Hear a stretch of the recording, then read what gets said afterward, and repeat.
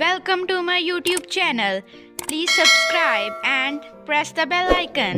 अस्सलाम वालेकुम students, welcome to my YouTube channel. सबसे पहले चैनल को सब्सक्राइब कर लें, बेल आइकन को प्रेस कर लें और अगर ये वीडियो आपको अच्छी लगे तो इसे लाइक लाजमी करें। तो चलिए वीडियो स्टार्ट करते हैं। हम फर्स्ट ईयर का चैप्टर नंबर 3 पढ़ रहे थे, डार्क देवर एंड गोल्डन आइड। तो जहाँ पर हमने पार्ट 3 ख़त्म किया था हम वहीं से स्टार्ट करते हैं।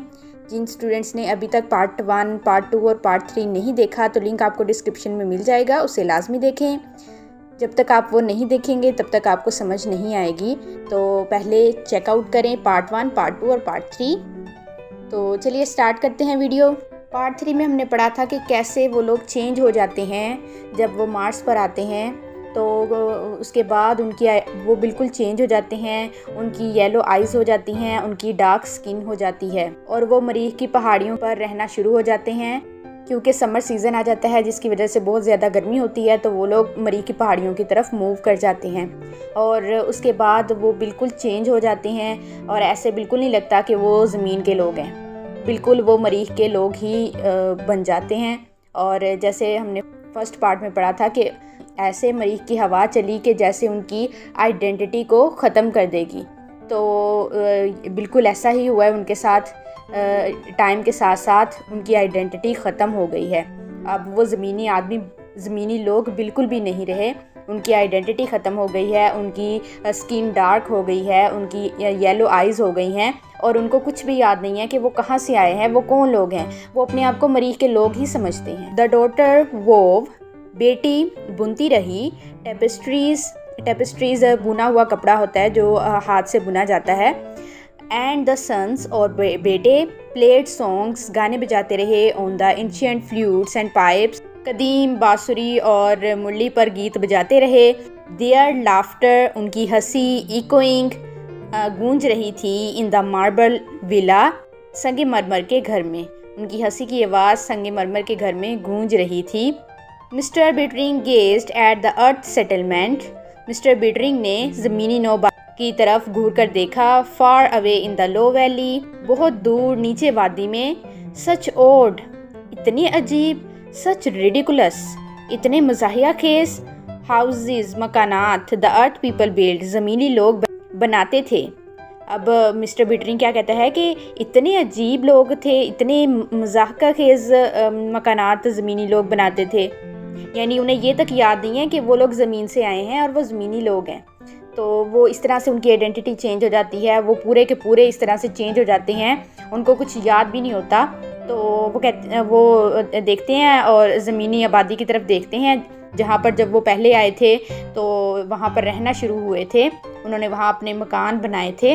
अब उसी जगह पर देखते हुए, उसी जगह की तरफ देखते हुए मिस्टर बिटरिंग कहते हैं कि इतने अजीब, इतने मज़ाहिया खेज मकानात ज़मीनी लोग बनाते थे। They didn't know any better. अब वो मजाक कर रही है उसकी वाइफ, वो कहती है कि they didn't know any better, वो इससे बेहतर बनाना नहीं जानते थे। हिज वाइफ म्यूज्ड, उसकी बीवी सोचते हुए बोली, सच अगली पीपल, कितने गंदे लोग थे। I am glad they have gone, मुझे खुशी है कि वो चले गए। They both looked at each other, दोनों ने एक दूसरे की तरफ देखा। स्टार्टल्ड, और वो हैरान हो गए। By all they had just finished saying, जो अभी अभी उन्होंने कहा था उस पर वो खुद हैरान हो गए। दे लाफ्ड, वो हंसने लगे। वेयर डिड दे गो, वो कहाँ चले गए। ही वंडर्ड, वो सोचने लगा। ही ग्लांस्ड एट हिज वाइफ, उसने अपनी बीवी पर एक नज़र डाली। शी वॉज गोल्डन, वो सुनहरी थी। एंड स्लेंडर, और बिल्कुल पतली, दुबली पतली हो गई थी। एज हिज डॉटर, उसकी बेटी की तरह। वो अब अपनी बीवी पर नज़र डालता है तो देखता है कि उसकी बीवी जो है वो बिल्कुल पतली और उसकी आंखें गोल्डन हो गई हैं और वो बिल्कुल यंग हो गई है जैसे उसकी बेटी है, यानी वो उसकी बेटी की तरह उसकी वाइफ भी स्लिम, स्मार्ट और यंग हो गई है। शी लुक्ड एट हिम, उसने उसकी तरफ देखा। And he seemed almost as young as their eldest son. अब कोरा ने अपने हस्बैंड की तरफ देखा तो वो उनके बड़े बेटे की तरह जवान नज़र आया, यानी वो भी बिल्कुल यंग हो गया था, वो भी, उसकी भी गोल्डन आइज़ और डार्क स्किन हो गई थी और वो बिल्कुल यंग हो गए थे, दोनों यंग थे। आई डोंट नो, मैं नहीं जानती, शी सैड, उसने कहा। अब उनको कुछ याद नहीं है तो वो कहते हैं कि कहाँ चले गए वो लोग।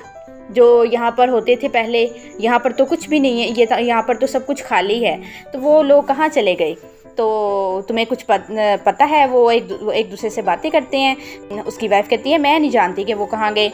We will go back to town, हम कस्बे में वापस जाएंगे, मे बी नेक्स्ट ईयर, हो सकता है अगले साल जाएं, और द ईयर आफ्टर, या शायद उससे अगले साल, और द ईयर आफ्टर डैड, या उससे अगले साल। ही सैड कामली, उसने आहिस्तगी से कहा। नाउ आई एम वार्म, अब मेरा जिस्म गर्म है। How about taking a swim, तैरना कैसा रहेगा? They turn their backs to the valley, वो अब उन्होंने वादी से मुंह मोड़ लिया, वो चले गए वहाँ से। आर्म इन आर्म दे वॉक्ड साइलेंटली, दोनों एक दूसरे का बाजू पकड़कर चलने लगे साइलेंटली, खामोशी से। Down a path of clear running spring water, बहते हुए चश्मे के पानी वाले रास्ते पर वो दोनों खामोशी से चलना शुरू हो गए। 5 years later, 5 साल बाद, a rocket fell out of the sky, एक रॉकेट फजा से बाहर गिर पड़ा। It lay steaming, भाप उठ रही थी। इन द वैली, वादी में।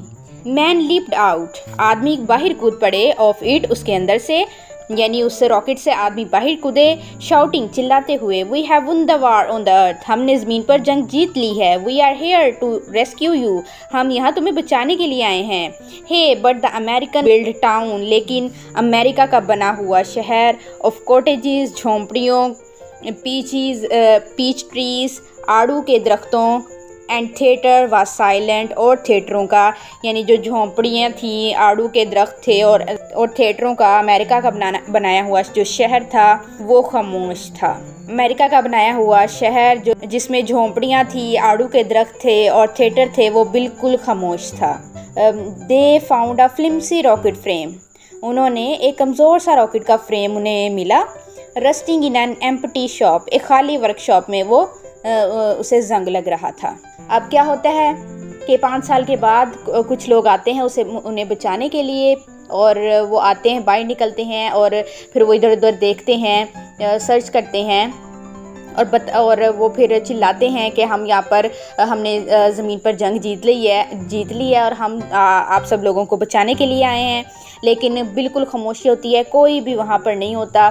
फिर उन्हें एक शॉप में एक रॉकेट का फ्रेम जो है वो जंग लगा हुआ फ्रेम रॉकेट का मिलता है, और उसके अलावा और शहर में बिल्कुल खामोशी होती है। The rocket man search the hills, rocket के आदमियों ने, जो रॉकेट में से आदमी निकलते हैं, सर्च द हिल्स, पहाड़ियों की तलाशी ली। अब वो इधर उधर चलना शुरू हुए, उन्होंने देखा, सर्च किया, कोई है कि उन्हें यहाँ पर।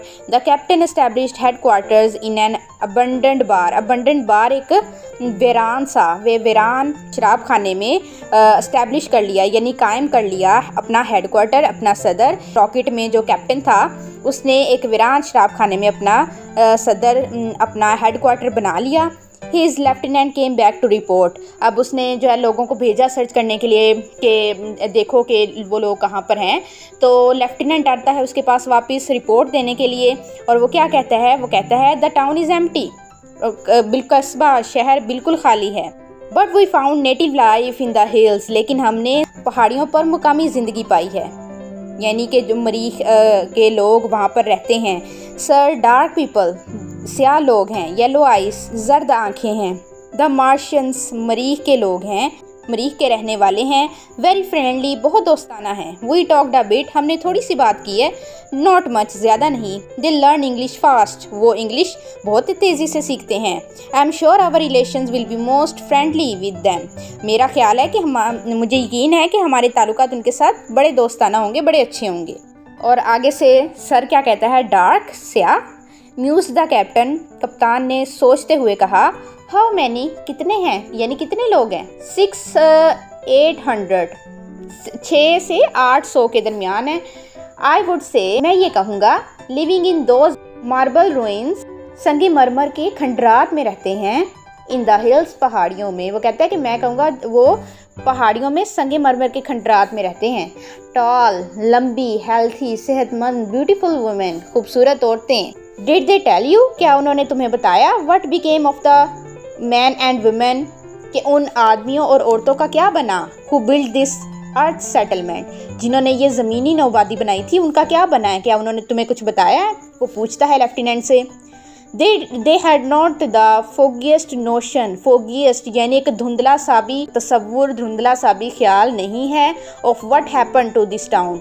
उनके पास एक धुंधला सा भी ख्याल नहीं है ऑफ व्हाट हैपन कि क्या हुआ उनके साथ, टू दिस टाउन इस कस्बे के साथ, और इट्स पीपल और इनके लोगों के साथ क्या हुआ उसके मुतल्लिक उन लोगों के जहन में कोई धुंधला सा भी ख्याल नहीं है। स्ट्रेंज अजीब है। You think those marshals kid them, क्या तुम्हें लगता है कि इन मरीख वालों ने इन्हें मार दिया है?